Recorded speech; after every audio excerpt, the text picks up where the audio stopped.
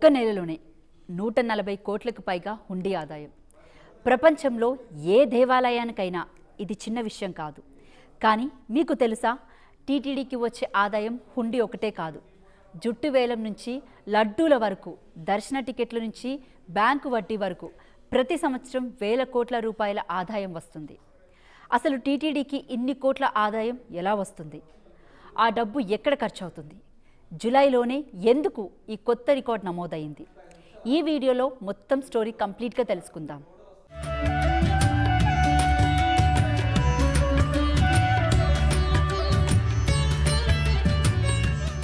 చాలామందికి తిరుమల అంటే ముందుగా గుర్తొచ్చేది హుండీ. భక్తులు మొక్కులు తీర్చుకుని హుండీలో డబ్బులు వేస్తారు. అదే టీటీడీకి వచ్చే మొత్తం ఆదాయమని చాలామంది అనుకుంటారు. కానీ నిజం మాత్రం వేరే. హుండీ టీటీడీకి ప్రధాన ఆదాయ వనరు అయినప్పటికీ అది ఒక్కటే కాదు. టీటీడీకి ప్రతి సంవత్సరం అనేక మార్గాల ద్వారా భారీ ఆదాయం వస్తుంది. అందుకే ఇది దేశంలోనే అత్యంత ఆర్థికంగా బలమైన ధార్మిక సంస్థల్లో ఒకటిగా నిలిచింది. హుండీలో పడేది డబ్బు మాత్రమే కాదు, భక్తుల నమ్మకం కూడా. ఇప్పుడు జూలై 2026లో నమోదైన రికార్డ్ గురించి మాట్లాడుకుందాం. టీటీడీ చరిత్రలోనే తొలిసారి ఒక్క జూలై నెలలోనే హుండీ ద్వారా 140.28 కోట్ల ఆదాయం వచ్చింది. ఇది ఇప్పటి వరకు నమోదైన హైయెస్ట్ మంత్లీ హుండీ కలెక్షన్. ఈ సంఖ్య కేవలం ఒక రికార్డ్ మాత్రమే కాదు, ప్రపంచవ్యాప్తంగా శ్రీవారిపై భక్తులకి ఉన్న విశ్వాసానికి కూడా నిదర్శనం.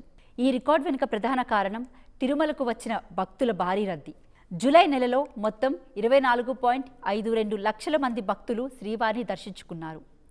దేశంలోని దాదాపు అన్ని రాష్ట్రాల నుంచి, అలాగే USA, UK, Australia, Gulf countries లాంటి విదేశాల నుంచి కూడా వేలాది మంది భక్తులు తిరుమలకు చేరుకున్నారు.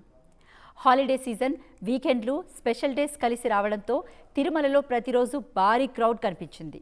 భక్తుల సంఖ్య పెరగడంతో క్యూ లైన్స్ పూర్తిగా నిండిపోయాయి. కంపార్ట్మెంట్స్లో గంటల తరబడి వేచి చూడాల్సి వచ్చింది.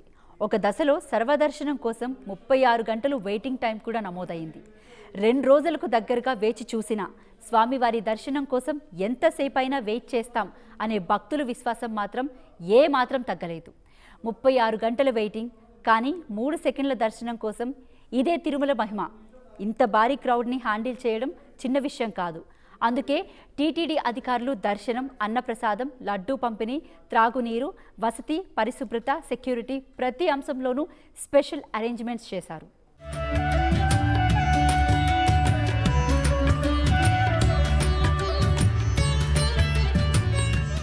అయితే ఇక్కడ ఒక ఆసక్తికర విషయం ఉంది. 140.28 కోట్ల హుండీ ఆదాయం వచ్చింది కాబట్టి టీటీడీ మొత్తం ఆదాయం అంతే అనుకోవడం పొరపాటు. వాస్తవానికి హుండీ కాకుండా కూడా టీటీడీకి అనేక ఆదాయ వనరులు ఉన్నాయి. మొదటిది దర్శనం, సేవా టికెట్లు. 300 రూపాయల స్పెషల్ ఎంట్రీ దర్శన్, కళ్యాణోత్సవం, తోమాల సేవ, సహస్ర దీపాలంకరణ, అర్జిత సేవలు, ఇలా ప్రతిరోజు వేలాది మంది భక్తులు టికెట్లు తీసుకొని సేవల్లో పాల్గొంటారు. దీని ద్వారా కూడా ప్రతి సంవత్సరం భారీ ఆదాయం వస్తుంది. రెండవది ప్రపంచ ప్రసిద్ధి చెందిన తిరుమల లడ్డు. ప్రతి భక్తుడికి ప్రసాదంగా లడ్డు దొరుకుతుంది. కానీ అదనంగా కొనుగోలు చేసే లడ్డూల ద్వారా కూడా టీటీడీకి మంచి ఆదాయం లభిస్తుంది. లడ్డూతో పాటు వడ, పులిహోర, ఇతర ప్రసాదాల విక్రయం కూడా ఇందులో భాగమే. మూడవది చాలామందికి తెలియని ఒక పెద్ద ఆదాయ వనరు, తలనీలాల వేలం. తిరుమలకు వచ్చే లక్షలాది మంది భక్తులు తమ జుట్టును శ్రీవారికి సమర్పిస్తారు. ఆ జుట్టును క్వాలిటీ ప్రకారం ఇంటర్నేషనల్ ఆక్షన్స్లో విక్రయిస్తారు. హెయిర్ ఎక్స్టెన్షన్స్, బ్యూటీ ఇండస్ట్రీ కోసం ప్రపంచంలోని అనేక దేశాలు ఈ జుట్టును కొనుగోలు చేస్తాయి. ప్రతి సంవత్సరం ఈ వేలాల ద్వారా వందల కోట్ల రూపాయల ఆదాయం టీటీడీకి వస్తుంది. కొంతమంది డబ్బు సమర్పిస్తారు, మరికొందరు తమ జుట్టునే కానుకగా ఇస్తారు. భక్తి రూపాలు వేరు, విశ్వాసం మాత్రం ఒకటే.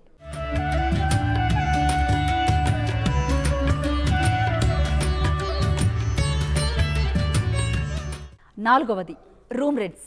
తిరుమలలో టీటీడీ నిర్వహించే కాటేజీలు, గెస్ట్ హౌస్లు, అతిథి గృహాలు, విఐపి సూట్స్ ఇవన్నీ భక్తులకు అందుబాటులో ఉంటాయి. ధరలు తక్కువగానే ఉన్నా ప్రతిరోజు లక్షలాది మంది వినియోగించడం వల్ల ఇది కూడా మంచి ఆదాయ వనరుగా మారింది. ఐదవది ఆధ్యాత్మిక పుస్తకాలు, క్యాలెండర్లు, డైరీలు, ఫోటోలు వంటి ప్రచురణల విక్రయం. అలాగే ప్రత్యేక విరాళాలు, అన్నదాన పథకాలు, గోశాలలు, విద్య, వైద్యం, వేద పరిరక్షణ కోసం భక్తులు ఇచ్చే డొనేషన్స్ కూడా టీటీడీకి చేరుతాయి. ఇంకో ముఖ్యమైన ఆదాయ వనరు బ్యాంకు వడ్డీ. భక్తులు సమర్పించిన నిధుల్లో కొంత భాగాన్ని బ్యాంకుల్లో ఫిక్స్డ్ డిపాజిట్స్ రూపంలో పెట్టుబడి పెడతారు. వాటిపై వచ్చే ఇంట్రెస్ట్ కూడా టీటీడీకి ప్రతి సంవత్సరం గణనీయమైన ఆదాయాన్ని అందిస్తుంది. అలాగే భక్తులు సమర్పించే బంగారంలో కొంత భాగాన్ని గోల్డ్ డిపాజిట్ స్కీమ్స్లో ఉంచడం ద్వారా కూడా ఆదాయం వస్తుంది.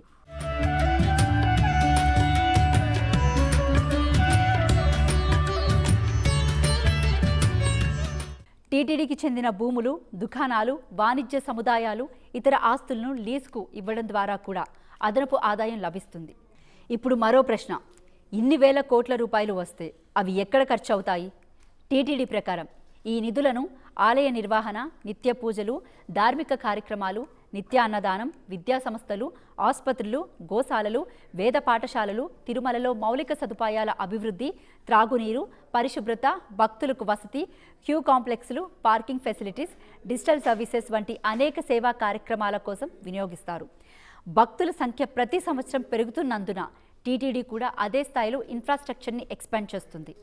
కొత్త guest houses, parking areas, drinking water projects, cleanliness programmes, modern queue management systems, ఇలా టెక్నాలజీ సహాయంతో సేవలను మరింత మెరుగుపరుస్తుంది. హుండీలో పడే ప్రతి రూపాయి తిరిగి భక్తుల సేవకి ఉపయోగపడుతుంది.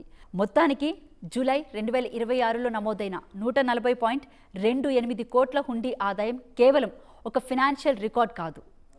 24.52 లక్షల మంది భక్తులు, 36 గంటల వెయిటింగ్, కోట్ల రూపాయల కానుకలు, ఇవన్నీ శ్రీవారిపై ప్రజలకు ఉన్న అపారమైన విశ్వాసాన్ని మరోసారి ప్రపంచానికి చూపించాయి.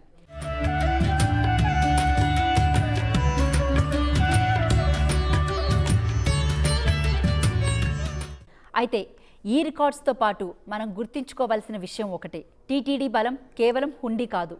దర్శన టికెట్లు, లడ్డూ విక్రయాలు, తలనీలాల వేలం, బ్యాంకు వడ్డీ, వసతి గదులు, ఆస్తులు, ప్రత్యేక విరాళాలు, ఇలా అనేక వనరుల ద్వారా వచ్చిన ఆదాయంతో టీటీడీ లక్షలాది మంది భక్తులకు సేవలను అందిస్తుంది.